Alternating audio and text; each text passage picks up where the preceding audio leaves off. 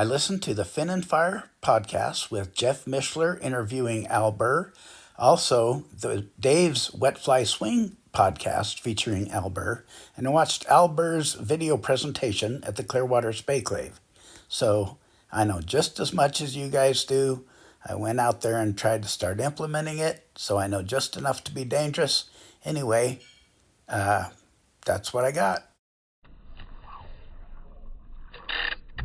67-foot head, 15-foot rod. I would say if you want to do the Al Burr thing where we're keeping continuous motion, don't just destroy your normal cast. Look for opportunities in your casting where maybe you're already using it in one place. I like to do a lot of spiral space, so that's a good opportunity to make sure you're getting continuous tension and continuous motion. This could be used where there's limited back cast room. And the snake roll is a good place to do it because since you're going around, and fly line follows rod tip path, but it also follows momentum. So when you go around and up, plants your anchor. So, like to try the continuous motion, snake roll is a good place to start because you can do it in a continuous motion. You can kind of give her the onion and the anchor's still gonna land, and then you just go around and cast it, but don't overthink it. So I'll try to do one.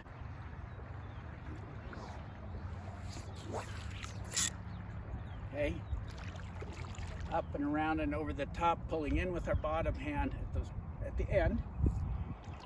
And you can do it with a spiral spey, but you got to go in baby steps. What's going to happen if you're just going to jump in with both feet is start, sweeping really hard and low and coming up.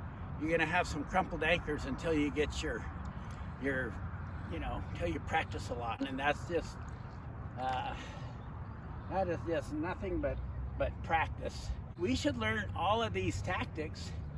It's not, do you change everything over to this? It's, how can I get it to work in a fishing situation? You don't have a big D-loop. The anchor was way out there, okay? So that's the idea, is if you have limited back cast room,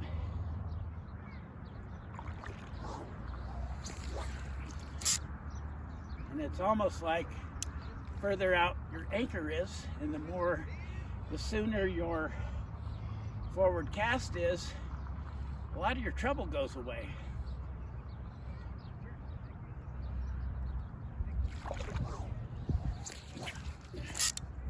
See, I'm getting some really neat casts off. My anchor's not perfectly flat. I'm not really good at it. Nevertheless, that D-loop's got a little onion in her, and it kind of straightens everything out a little bit, I think.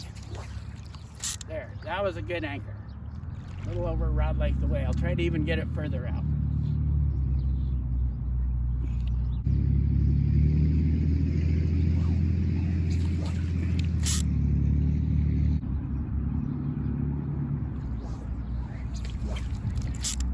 Now I'm getting some tight loops. Anchor's way out there. So anyway, thanks, Al Burr. Great podcast. You got to listen to Al Burr's podcast. And there is so many nuggets in there.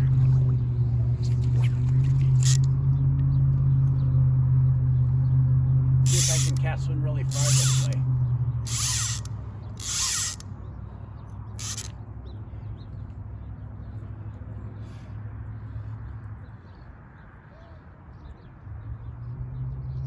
We'll do a spiral spey.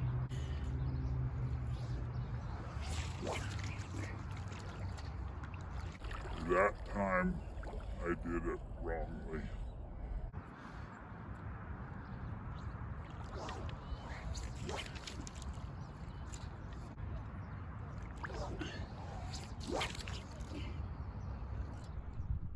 Too much rod noise, too much pounding the forward cast. Nevertheless, this is a good way to learn to cast for certain fishing situations.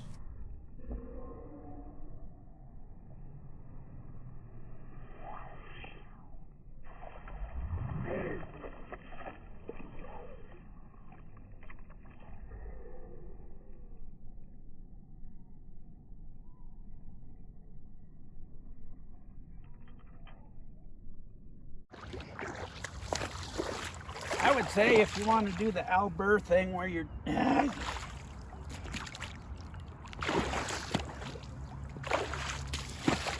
I would say if you want to do the Albert thing where